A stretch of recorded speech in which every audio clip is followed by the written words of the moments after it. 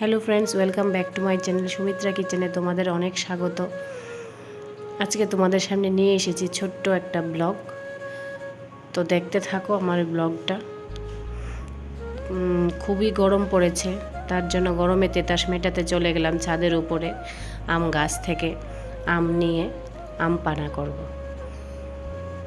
তো চলে গেলাম ছাদের উপরে। দেখো আমার ছাদ বাগানটা, এই যে ছোট্ট একটা গাছের মধ্যে অনেকগুলি আম ধরেছে।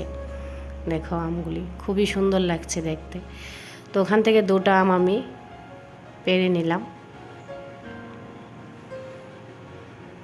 পাড়তেও ইচ্ছা করছে না, দেখতে খুব ভালো লাগছে তার জন্য, কিন্তু খেতেও হবে জন্য পেড়ে নিলাম। তারপর দেখো আমার ছাদের মধ্যে কামরাঙ্গা গাছ, এটার মধ্যে ফুল এসেছে, আর কিছুদিন পর ফলগুলিও আসবে। তারপর তোমাদের সাথে শেয়ার করলাম কমলা লেবু ধরেছে। দেখো কত সুন্দর সুন্দর কমলা লেবু এসেছে, খুবই সুন্দর লাগছে ফুলগুলিও। তারপর আম পানা করার জন্য পুদিনা তো মাস্ট বি দরকার, তার জন্য পুদিনাটাও নিয়ে নিলাম ছাদের উপর থেকেই।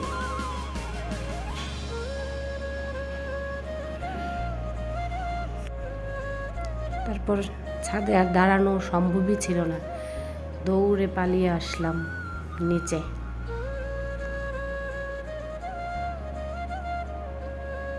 নিচে এসে দুটো আম দিয়ে কি হবে, তার জন্য নিচের গাছ থেকে আরও দুটো আম পেড়ে নেব। দেখো এগুলিও থোকায় থোকায় ধরে আছে, খুব সুন্দর লাগছে দেখতে আমগুলি।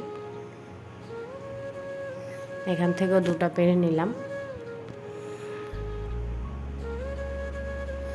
তো আম পানাটা বানাতে আমার ফার্স্টে আমগুলি ভালো করে ধুয়ে নেব।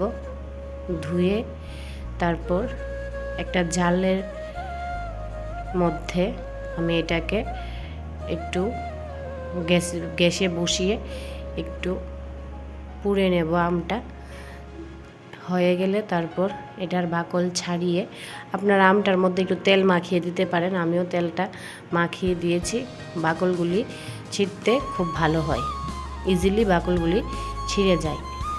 তারপর এটার সাথে লাগছে গোলমরিচের গুঁড়ো, লাগছে চিনি, বিট লবণ, তারপর লবণ, শুকনো লঙ্কা, এগুলি। দেখুন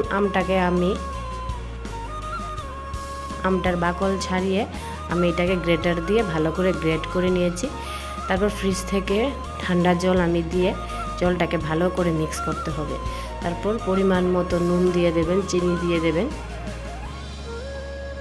আর গোলমরিচের গুঁড়ো, সঙ্গে শুকনো লঙ্কাটাও দিতে পারেন। এটা স্কিপও করতে পারেন, এটা আপনার ভালো লাগলে দেবেন, না হলে দেবেন না। না দেওয়াটাই ঠিক, বাচ্চারা দিলে বাচ্চারা ভালো করে একটা খেতে পারে না, তার জন্য। দেখুন আমার আম পানাটা একদম রেডি। তারপর গ্লাসের মধ্যে ঢেলে দিলাম। দেখুন আমি একদম ভালো করে গ্লাসটাকে ডেকোরেশন করে দিয়েছি, পুদিনাগুলিও দিয়ে দিলাম। তারপর লাস্টে একটু ব্ল্যাক সল্ট দিয়েছি আর 2 টুকরো বরফের। একদম আমার আম পানাটা রেডি, আর খেতেও খুব টেস্টি হয়েছে। যদি আমার এই ভিডিওটা ভালো লেগে থাকে তাহলে অবশ্যই লাইক, কমেন্ট অ্যান্ড শেয়ার করে দেবেন।